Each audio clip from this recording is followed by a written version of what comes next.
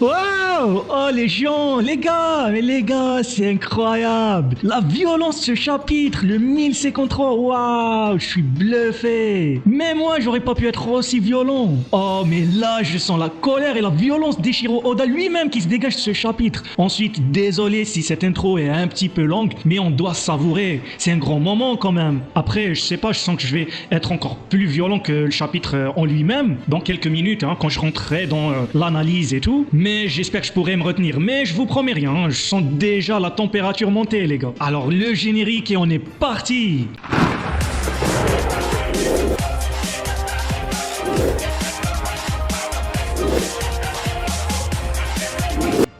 Violenté, insulté, méprisé, calomnié, dénigré. Et la liste est très longue, je sais très bien. Mais là, avec Eiichiro Oda qui débarque et qui rend justice, on a le cadavre de Ryo inerte au sol. Oda a juste one-shoté Ryo. Il l'a rebaptisé de Ryo Sensei, Ryo l'escroc.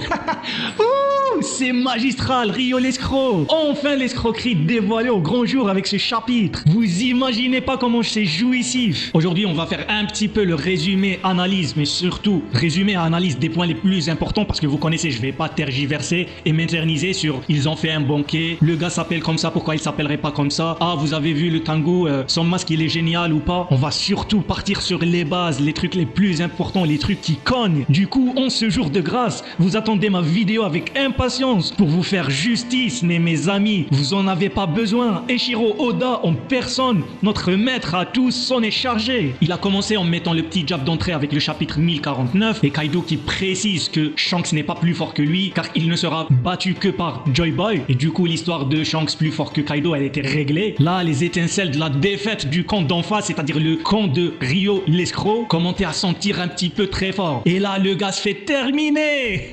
Alors pour ceux qui ne seront pas en train de suivre les débats sur One Piece sur internet sur les puissances et tout, et ils n'ont pas suivi les événements, ils se disent de quoi ils parlent. On a vu un chapitre plutôt bon, mais c'est tout. Alors je recontextualise les événements. Entre moi et le youtubeur One Piece Ryo Sensei, rebaptisé par Oda lui-même Ryo l'escroc, on était sur des débats sur la puissance et le gars n'arrêtait pas de nous mépriser, dénigrer, essayer de faire des blagues tout le temps sur nous, sur les rapports de force en affirmant des trucs complètement hallucinants. Il disait tout un tas de choses qui aujourd'hui sont réglées dans la grosse majorité. Et quand on avançait des arguments solides, ces suiveurs que j'ai nommés les PNG Kagebunshin, PNJ parce qu'ils sont juste incapables de réfléchir d'eux-mêmes et il me répète juste ce qu'il dit. Donc ce sont des clones, hein, des Kagebunshin, ce sont des clones. Il me répète ses arguments alors que ces arguments je les ai écoutés de lui-même. Donc pourquoi il me les répète? Mais c'est parce que c'est des Kagebunshin. Il répète pas juste les mots, il répète même les lettres et la façon de parler. C'est incroyable. En disant par exemple, les amiraux sont égaux au commandant, un amiral égale un commandant, Mihawk vaut un Vista, alors que Vista dans la même vive card, c'est marqué mais le gars il le cachait parce qu'il l'a menti. Et je l'ai montré dans une vidéo où je montre la vive card complète. Dans la suite c'est marqué, Vista sait que Mihawk est plus puissant que lui, donc même Vista les a humiliés ces gens. Ils disent qu'un amiral se fait one-shotter par un Yonkou, des trucs hallucinants, mais qu'on a tout débunké et les gars sont toujours en train d'être des PNJ Kagebunshin de ce youtubeur rebaptisé Ryo l'escroc qui dit avoir le bateau de Loro Jackson, mais genre un truc, genre c'est une dinguerie, c'est une secte. Vous allez voir la chaîne, ce qu'il raconte, c'est n'importe quoi. Avec sa compréhension complètement biaisée, médiocre à souhait de l'œuvre, il te dit que le gars, il est limite Roger et que lui et Oda, genre ils se comprennent. Jamais j'ai vu Oda renier un gars comme il a renié ce type. À chaque chapitre,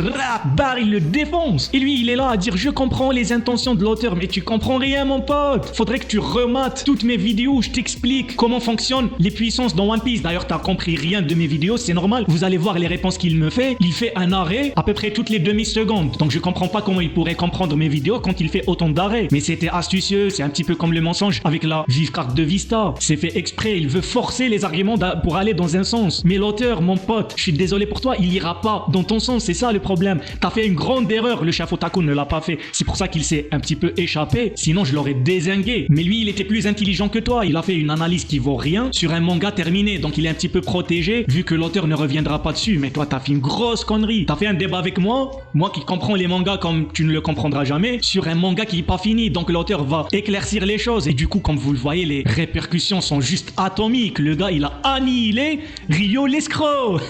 Le gars il se fout des anglophones, mais vous imaginez, les anglophones ils verront jamais ces vidéos, mais si les anglophones là ils viennent et voient ce qu'ils racontent, mais vous imaginez comment la communauté francophone sera éclatée aux yeux du monde. Ce type nous ridiculise. Donc dans mes échanges et mes débats avec lui, je l'ai clairement annihilé, mais voilà, il le reconnaît pas, il se cachait parce que l'auteur n'avait pas encore clarifié ces choses-là en les disant clairement. Ils étaient clairement mises et dites dans le manga, mais comme c'est pas dit comme ça, genre directement mot pour mot, le gars se cachait derrière et il utilisait surtout le sarcasme et tout pour tourner la situation ridicule et avoir de son côté les gens. Surtout, il utilise beaucoup aussi sa communauté, ce qui lui donne l'impression d'avoir raison. Et le gars, mais je suis désolé, tu pourras avoir la communauté que tu veux. L'auteur, il écrira One Piece tel qu'est sa vision. Et sa vision, je suis désolé, tu la comprends pas. Vous vous êtes pris des coups tellement violents que vous avez pas compris ce que vous êtes pris. Kaido avec les amiraux, les commandants, il reste la dernière douille. Mais les gars, vous allez le prendre tellement fort. Huilez-vous bien le derrière parce que ça va être très profond avec Mihawk qui va venir. Je vous l'assure. Tout ce que je vous ai dit, c'est réalisé ou pas? Les amiraux, les empereurs, les commandants. Mihawk, ça va être encore un cran au-dessus, les gars. Mais réellement, faites-vous mea culpa. Parce que je vois ses dernières vidéos et les commentaires qu'il reçoit actuellement. Mais c'est tellement désolant. Moi-même, j'ai honte pour les gars, quoi. Et là, vous allez voir dans les commentaires de Rio. D'ailleurs, je vous en affiche là quelques-uns. Les gars, ils sont là avec leur pseudo-équipage sur le pseudo-Oro Jackson. L'Oro Jackson de l'escroquerie. Qui est en plus en train de couler parce qu'il s'est fait plomber par Oda. Ils l'appellent tous. Tout le monde est en train de l'appeler. Rio Sensei, sauve-nous. On trouve plus quoi dire avec ce chapitre. On se fait défoncer. Le navire coule. Mais le gars, il est plus là. Il s'est barré, l'escroc. Il s'est barré avec l'argent des abonnés.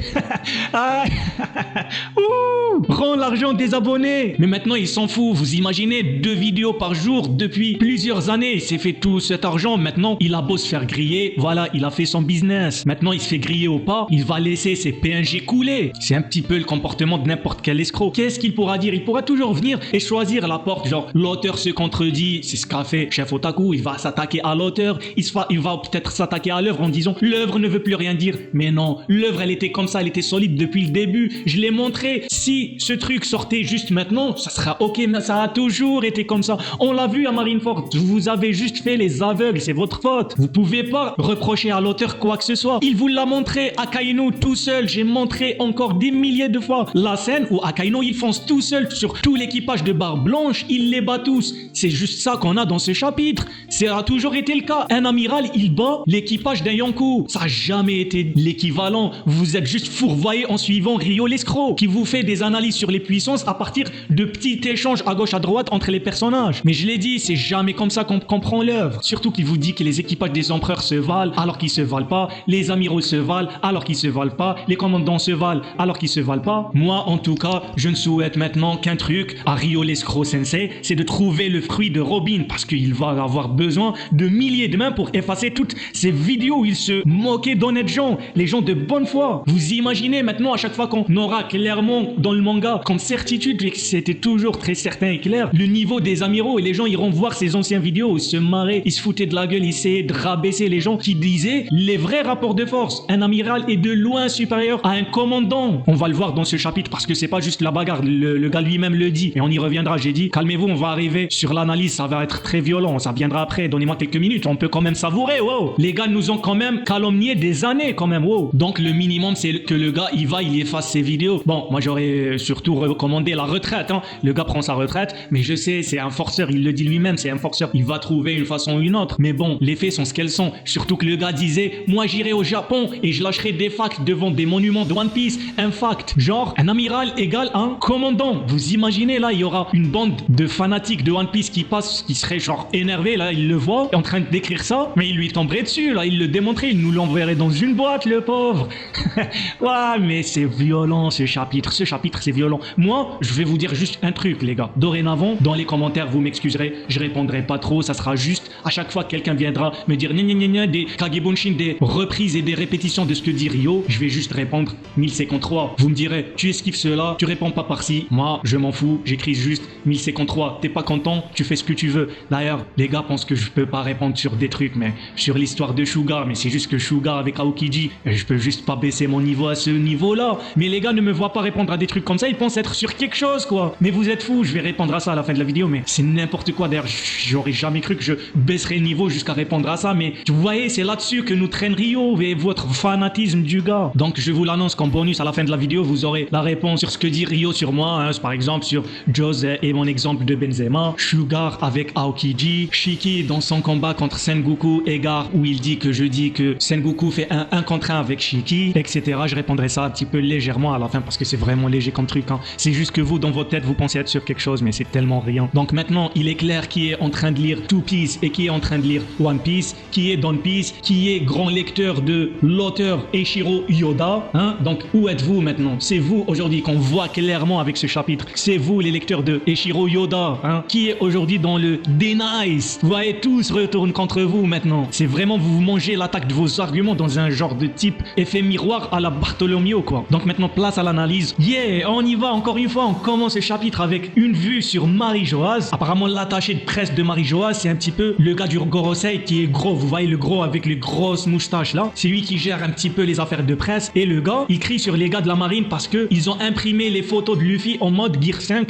voire mode Nika éveillé, Joy Boy, ce que vous voulez. Et ça, le gars veut pas que la population le voit. Il veut pas que le monde voit qu'il a un D dans son nom, alors que d'habitude, ils écrivent le D dans les noms des personnages. Mais avec lui, apparemment, c'est très important qu'il n'y ait pas, parce que s'il y a l'apparence de Joy Boy, hashtag Nika, plus le D dans le nom, là, il y a beaucoup d'éléments qui se mettent ensemble. Et les gens risquent de s'allier à ce gars qui représente ce qu'ils attendaient depuis très longtemps, le gars de la prophétie. Même si je vais préciser un petit truc, les gars, moi, je suis pas très fan de l'idée de Luffy incarne la prophétie et tout. J'ai pas l'impression qu'au départ, One Piece était lancé sur cette rail, sur cette ligne-là. Au départ, c'était surtout l'aventure et tout. C'est pas trop le truc de la prophétie, c'est le gars qu'on attendait et tout. C'était surtout, le gars veut aller à l'aventure, dépasser Rogers et accomplir des dingueries. Maintenant, ça vire un petit peu dans le côté trop mystique, qui est très bon, je l'adore dans beaucoup de mangas. C'est juste que je suis pas habitué à ça avec One Piece, c'est pour ça que ça me gêne un petit peu. C'est pas genre ça va me sortir du truc, mais voilà. Donc le gars Garnica du CP0, ben il s'appelle Garnica ou Gernica, je sais pas.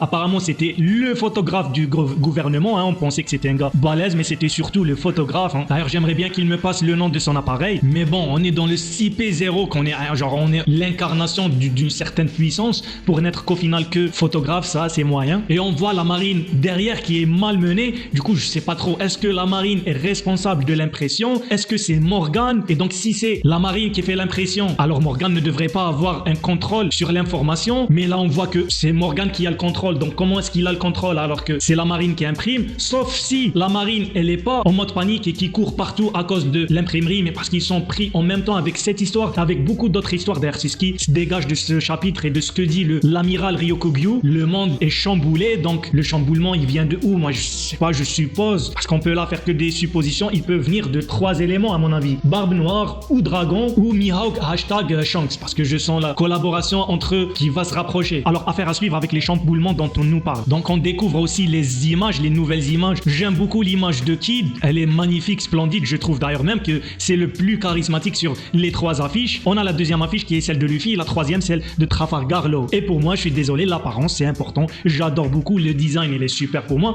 Donc Luffy il est super, mais je trouve quand même sur ces affiches Kid il est un petit peu au-dessus, quoi. Et Law il a un character design magnifique, et sur cette affiche il est un petit peu malmené le pauvre, alors que c'est l'un de mes personnages favoris. Et on voit qu'ils ont tous la même prime. Je suppose que ça a été fait exprès pour pas éveiller les soupçons. Pourquoi le gars passe direct vers 5 ou 6 milliards? Parce que pour moi le gars devrait avoir même 10 milliards, comme je l'ai expliqué dans ma précédente review. Quand tu as la majorité des poneglyphes, voire même maintenant toutes, tu contrôles peut-être un ou plusieurs armes antiques, tu as l'alliance de plusieurs nations, exemple Alabasta, l'île des Empoissons, etc. Tu as le fruit de Joy Boy, t'es l'incarnation de Nika, tu as Nico Robin dans ton équipage, mais je pourrais continuer comme ça. Tu as un équipage, s'ils veulent venir t'aider, tu vas avoir une armée. Je parle des gars qui se sont alliés à Luffy à Dressrosa, et je sais aussi qu'il y a d'autres éléments, mais je pourrais juste balancer le fait que tu peux appeler Trafalgar Law au Kid à la rescousse. Genre maintenant, t'es à un niveau de puissance et en plus tu bats en 1 contre 1 le Yonkou par excellence, Kaido. Je veux dire, si là t'es pas l'homme le plus recherché du monde, il y a une chose qui va mal, je pense. Mais en fait, mon interprétation, c'est que les gars camouflent autant que possible et ils le font même à travers les primes. C'est juste que mon petit problème avec Law, et je suppose que ça se transcrit aussi sur Kid, et c'est le power-up sur Wano des 3 personnages, il est un petit peu trop boosté à mon goût. C'est un petit peu trop excessif. Pas trop excessif, mais un petit peu trop excessif. C'est-à-dire que juste dans le combat Luffy contre Kaido, d'habitude Luffy il a au maximum 2 power-up. Le gars, vous imaginez, en un seul combat, il se prend 3 power-up. Qu'est-ce qui reste comme power-up par la suite pour l'œuvre? Il se prend le Ryuo, l'utilisation du Haki des rois offensifs, le mélange des deux, puis l'éveil de Nika, puis le mélange de Nika avec le Ryuo et le Haki des rois. Là, on part sur 3 power-up quand même. C'est beaucoup pour un seul combat. Ensuite, je sais, c'est Kaido, mais il faut avoir une progression contrôlée. Là, si tu fais 3 power-up en un seul combat, mais le gars, c'est Superman. Là, il s'est pas juste éveillé. Là, le gars, il s'est envolé. Pareil pour Law. À quel moment il a eu ce power-up? Là, j'y comprends plus rien. Il y a juste un arc ou deux en arrière. Il se faisait piétiner par Doflamingo. Il parvenait même pas à le blesser. Doflamingo, il pouvait gérer. On avait l'impression qu'il pouvait gérer Law juste avec une main. Le gars, d'un coup, il a plus affronté personne. Et il est monté direct à pouvoir battre un Yonkou. Certes, avec une aide, mais je veux dire juste à 2. Après, dans mon équation des puissances, ça va pas arranger les gars. Vous savez qui? Mais pour moi, Doflamingo, il valait largement un commandant, même un commandant puissant. Pas forcément Katakuri, mais il valait largement Cracker. Et il y en a qui me disent oui, mais Big Mom, elle dit que Cracker est plus fort que Doflamingo.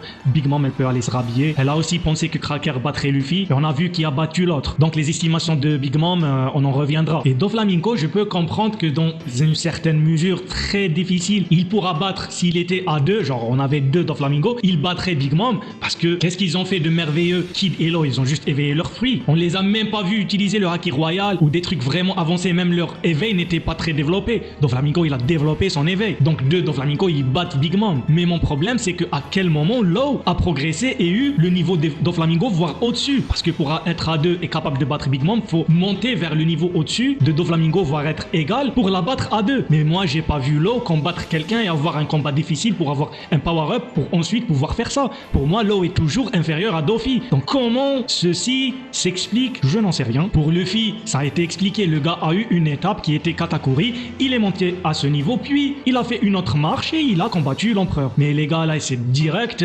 Bof, on passera. Ensuite, là, il y a une case que je comprends absolument pas. J'ai l'impression que ce que je vais vous lire là, il est un petit peu en contradiction avec le chapitre précédent. Les événements ne collent pas exactement en termes de chronologie parce que on a Apu qui dit où est passé Kid? Je veux voir sa réaction par rapport aux primes parce qu'il leur jette les journaux avec les primes dessus. Mais le problème, c'est qu'il faisait ça tout à l'heure. Il faisait ça dans le chapitre précédent et Kid était devant lui. Donc là, il dit je veux voir sa réaction, mais il était devant lui. Donc comment est-ce qu'il est plus là? Surtout que dans la case suivante, le subordonné de Kid, il dit il est à la capitale des fleurs. Je sais exactement comment il réagira. Donc comment est-ce que Kid s'est téléporté? Parce que la capitale des fleurs, il faut marcher quand même. Alors que Apu, dans le chapitre précédent, il était là. Kid était devant lui, il a mis devant lui le journal, et là il dit, je veux voir sa réaction. Mais il était là. Et qu'à quel moment il a fait tout le trajet vers la capitale des fleurs? Bon, vous comprendrez, sauf si vous avez des explications, et là vous me les direz dans les commentaires. Mais là, j'ai l'impression que c'est un petit peu comme si l'auteur avait oublié le déroulement des événements du chapitre précédent. Ensuite, on revient sur le banquet, la nourriture, la fête et tout. Ce sont des moments très importants, très agréables, que j'aime beaucoup lire et tout, mais pour moi ce sont pas des moments à reviewer, à analyser, ce sont des moments personnels, chaque lecteur doit les lire à sa sauce tout seul. Moi, comme j'ai dit, on va s'attaquer surtout au plus gros. Et l'un des gros points, c'est qu'on a la découverte que le Tengu c'était le père de Oden. Bon, on sautera sur la partie qu'ils ont tous le nom d'un plat japonais traditionnel, hein, Oden, Sukiyaki et tout, mais bon, là on a surtout l'affirmation par le gars que à Wano se trouve bien l'arme Pluton et le gars a l'air d'être informé dessus, donc à partir de là on comprendra qu'on va pas quitter Wano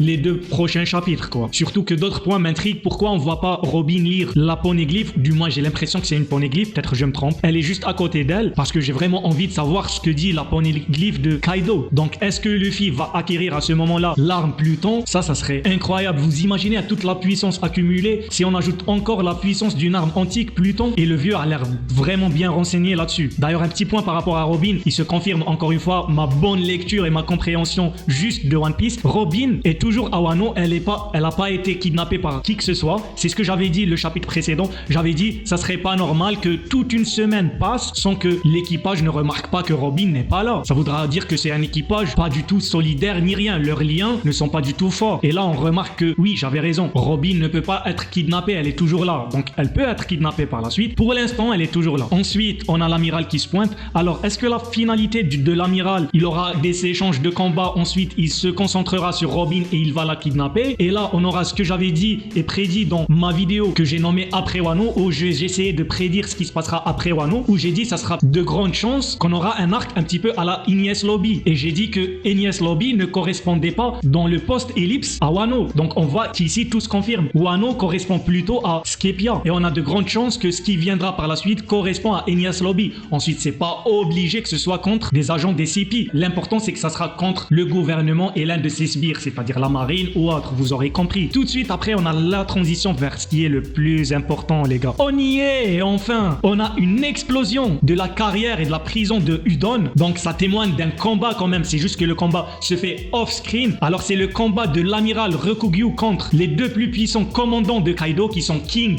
et Queen, plus le reste de leur équipage. L'équivalence exacte et complète qui se répète. C'est vraiment l'histoire qui se répète. L'auteur continuera toute sa vie. Vous ne le comprendrez pas. J'ai l'impression à vous confirmer et refaire la scène de un amiral. Il bat l'équipage d'un Yonkou. C'était fait par Akainu, image à l'appui à Marineford. Ça se répète ici. Alors, on a oui, des gens qui ont essayé de jouer autour. Mais les gars, je suis désolé. C'est pour ça que j'ai dit que le chapitre est très violent. L'auteur ne vous laisse aucune brèche parce que l'amiral va au-delà de ses gestes qui sont de battre les commandants, mais il dit et clarifie les niveaux de puissance. Vous allez pas me dire que vous connaissez les niveaux de puissance mieux que les amiraux. Surtout que le gars, c'est lui-même qui combat. Donc tu peux pas connaître les niveaux de puissance mieux que le gars qui lui-même combat. C'est lui qui était en train de combattre, donc il sait quelque chose. Vous m'avez reproché de comprendre les rapports de force mieux que le Gorosei. Je vous ai dit non, je ne les comprends pas mieux que le Gorosei. Mais vous non plus, ne comprenez pas les rapports de force mieux qu'un amiral quand même. Un amiral, il connaît quand même les niveaux de puissance quand même. Vous allez pas apprendre à un gars qu'on voit en train de piétiner Queen les niveaux de puissance. Une énième fois, un amiral humilie plusieurs commandants. Alors l'argument c'était que les commandants, toujours les excuses, hein, ça a toujours été ça. Ensuite on nous dit c'est nous qui font les excuses. Allez voir maintenant les excuses dans les commentaires. Et leurs commentaires ils disent quoi? Ils disent King et Queen n'ont pas vraiment combattu à leur max parce que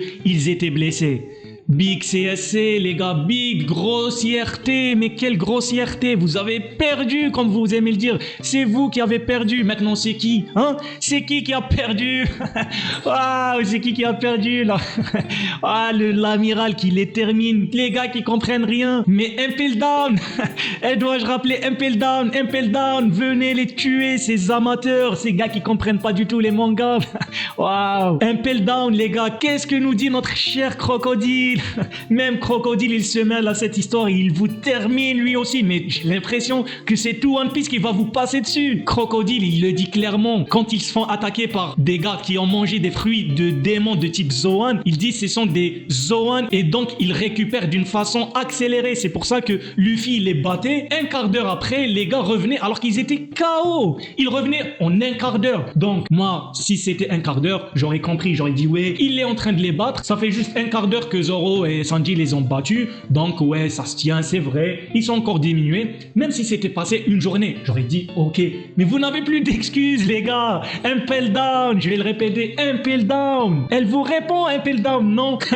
Oh, c'est tellement gigantesque. King et Queen ont eu une semaine, pourquoi ça a été précisé? Moi dans mon analyse et dans ce que je vois de l'œuvre, j'ai l'impression que la semaine elle était surtout pour ça, pour que aujourd'hui vous pouvez plus pleurer, vous pouvez plus sortir d'excuses ni rien, parce que l'auteur a donné exprès, il n'y a pas d'autre raison, il aurait pu la faire plus tôt que d'une semaine, mais il l'a fait une semaine, comme ça on pourra plus rien dire, les gars ont un Zoan, et des Zoans très puissants, hein. Le Zoan du dinosaure, il est clairement beaucoup plus puissant que le Zoan de la vache que le gars a mangé à Impel Down, hein. Mais là vous allez en mode D-Nice, vous allez vous voiler la face, je vous connais, bande de PNJ.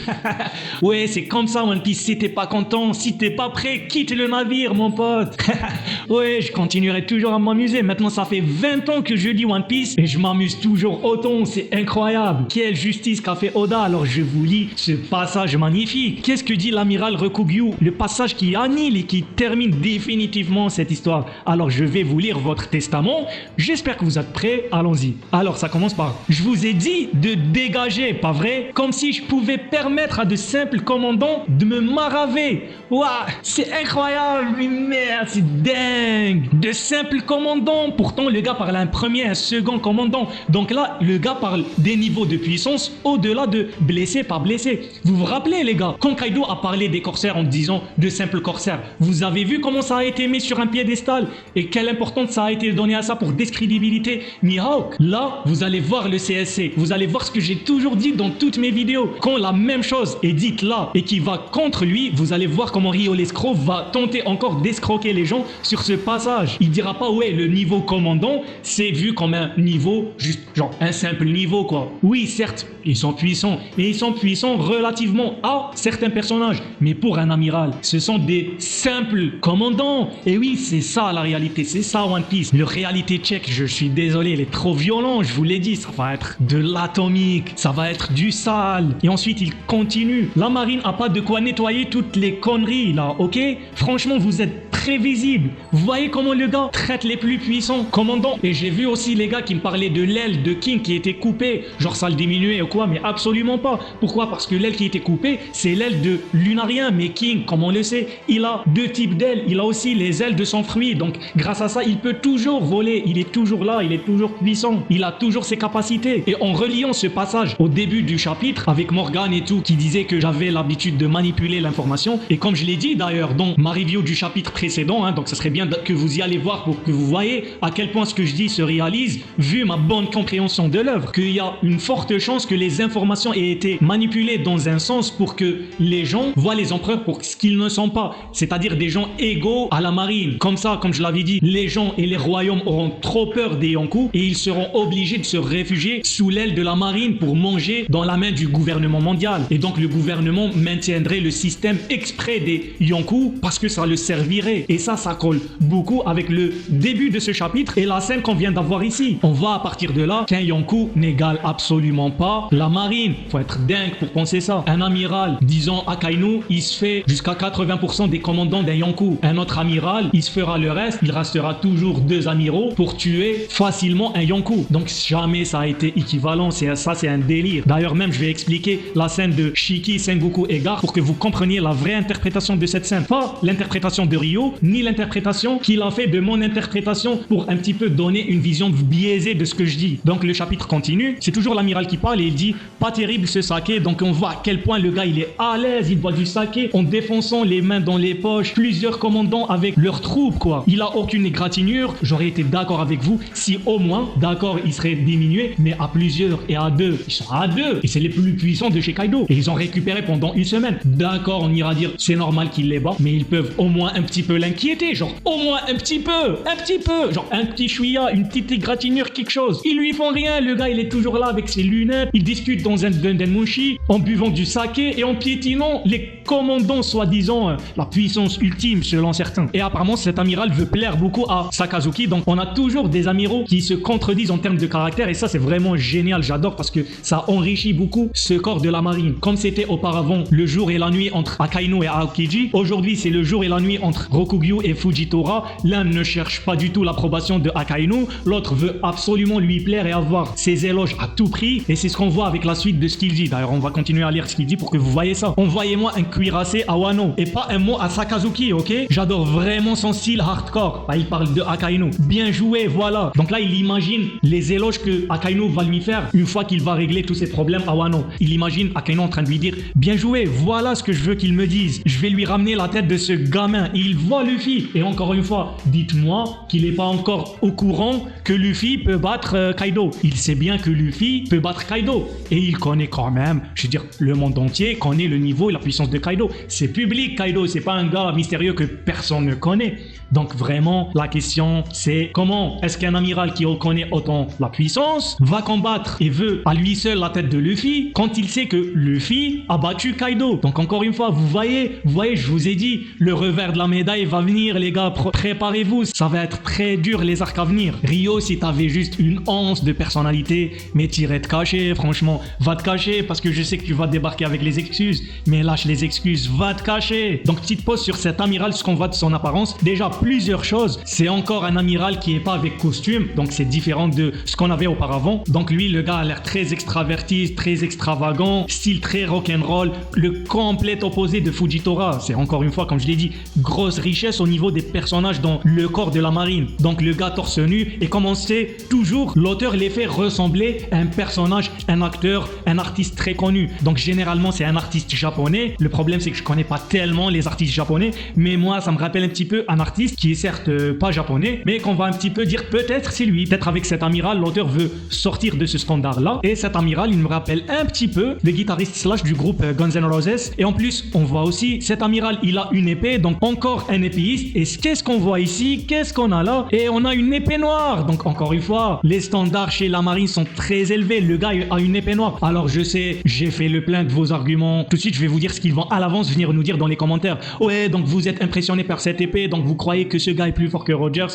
Les gars, calmez-vous. Je vous ai dit encore une fois, c'est juste dans votre tête que vous croyez que vos arguments n'ont pas de réponse. Il n'y a pas plus faible que vos arguments. Je l'ai dit, ce n'est pas toutes les épées qui peuvent devenir noires. Faut avoir une épée, hashtag maudite. Tu peux pas prendre, comme je l'ai dit, un bout de fer et le rendre noir pour de bon. Du coup, on sait pas est-ce que Rogers avait une épée maudite. Donc dans le cas où il n'avait pas une épée maudite, il pouvait avoir le niveau qu'il voulait en termes de haki. Il la rendra pas noire pour de bon si elle est pas maudite. Donc faut pas comparer. Pour rendre une épée noire pour de bon, il faut deux choses. La première, l'épée doit être maudite. La deuxième, faut atteindre un niveau très avancé et la soumettre avec du haki. Et pour le faire, on a vu comment Zoro a galéré. Il faut une bonne dose de haki royal avec un très puissant Bozushoku, c'est-à-dire le haki de l'armement. Et donc, étant donné que le gars est un amiral, c'est normal que le gars il nage dans ces eaux-là. Alors ça rajoute un prétendant aux adversaires de Zoro. On est obligé là de se poser la question, est-ce que dans le combat contre la marine, ça sera lui, Rokugyu, l'adversaire de Zoro, ou Fujitora? Et ça peut même être Kizaru, hein. Il n'est pas occulté complètement parce que Kizaru aussi, il a une épée de lumière. Maintenant, à part Akainu, tout le monde a une épée. Et leur maîtrise de l'épée, apparemment, elle est incroyable, hein. Le gars, il a une épée noire, pour vous dire. Alors après cette scène, on revient un petit peu sur la fête, et comme j'ai dit, c'est pas vraiment un truc à reviewer, à analyser et tout, juste un petit peu Kid qui s'attaque à Luffy parce qu'il a l'impression que le gars lui prend les devants. Bon, ça me rappelle un petit peu, j'ai l'impression que Kid, il est un petit peu en train de partir dans le rôle de Shiki à l'époque. Donc c'est un petit peu, pour moi, dans ma vision, c'est un petit peu le nouveau Shiki, quoi. Donc on finit avec l'annonce des 4 nouveaux Yonkou. Donc on a Shanks, Luffy, Barbe Noire. Les 3, c'était prévisible. Le dernier qui est Baggy, c'était moins prévisible. Alors pourquoi? Chacun y va de sa théorie, hein, peu importe la raison. C'est pas le truc le plus important, comme je l'ai dit. Baggy est surtout là pour enrichir l'histoire, pour qu'elle soit pas dans puissance, pas puissance, puissance, pas puissance, pour donner un petit peu ce cachet spécial à One Piece. D'ailleurs, c'est juste pour ça qu'il est là, Baggy. C'est pas le gars qui va nous sortir le niveau Xepec demain matin, vous voyez. C'est le gars qui nous rappelle toujours que, hé les gars, faut vous rappeler un truc, hein. One Piece s'écrit avec de la subtilité. C'est un petit peu ça le message de Baggy. C'est la puissance. Oui, certes, mais analyser cette puissance sans subtilité, on finira comme un Rio l'escroc. Donc ma théorie sur lui, c'est juste ce que je me dis, hein, c'est pas le truc le plus important. Pour moi, ça colle avec ce que dit Morgan au début et ce que dit le Gorosei. C'est un petit peu le gars qu'on a collé ici, un petit peu pour atténuer la gravité de la situation, parce que c'est ce que essaie de faire un maximum le Gorosei. Et on finit encore une fois avec l'amiral qui dit quoi? De la musique de festival, ils ont l'air de bien s'amuser. La marine n'est pas trop dans l'ambiance, les gamins. Le monde autour de cette île est sans dessus-dessous. Donc ça colle à mon interprétation de la première case. Les choses partent vraiment en cacahuète. Je suppose que Baggy, pas avec sa puissance, mais avec les gars qui l'entourent, sont en train de provoquer des événements de malade. Barbe Noire a sûrement bougé, et ça chamboule complètement la marine. Il y a de grandes chances que Dragon soit rentré en scène. Sabo, peut-être il y a eu l'annonce de son exécution. Donc c'est pour ça que tout le monde est chamboulé. Du coup, dès que Luffy aura son nez en dehors de Wano, il sera confronté à ce grand chamboulement. Mais cette fois, contrairement à Marineford ou à Enies Lobby, le gars sera beaucoup mieux préparé. Mais le dernier vraiment truc à souligner avant la fin, c'est que Rokugyu se dirige en connaissance de cause vers 3 personnages qui, selon Ryo Sensei, sont imprenables. C'est-à-dire des gars de niveau Yonkou, Luffy, Law, Kid, et le gars n'a pas l'air vraiment d'avoir peur, alors qu'il sait ce qu'il vient d'accomplir. On en a fini avec le chapitre, donc je vais vous faire le bonus dont je vous ai parlé très rapidement. On va éclaircir 2-3 points où Ryo a déformé mes propos. Du coup, il y a beaucoup de vidéos très bientôt qui arrivent, très importantes, que je vais faire sur One Piece. Je vous attends les gars, faudrait que vous les voyez. Du coup, abonnez-vous abonnez-vous. Dites-moi ce que vous en pensez dans les commentaires. Petite pub pour mon manga Contraste qui comporte 2 volumes. Je le publie sur Amazon. Il y a 4 chapitres gratuits sur mon site. Tous les liens sont dans la description. Vous pouvez aller voir. C'est la façon avec laquelle vous pouvez me soutenir. Je veux pas que vous me donnez de l'argent comme ça directement. Du coup, j'espère que vous avez apprécié cette review. Dites-moi ce que vous en pensez dans les commentaires. Les gars, la vraie façon de soutenir la cause, c'est de partager sur Twitter et les réseaux sociaux. De très important, mettre le pouce vers le haut. De s'abonner pour la suite de l'aventure. Sur ce, je vous dis, faites le plein de manga. Sayonara.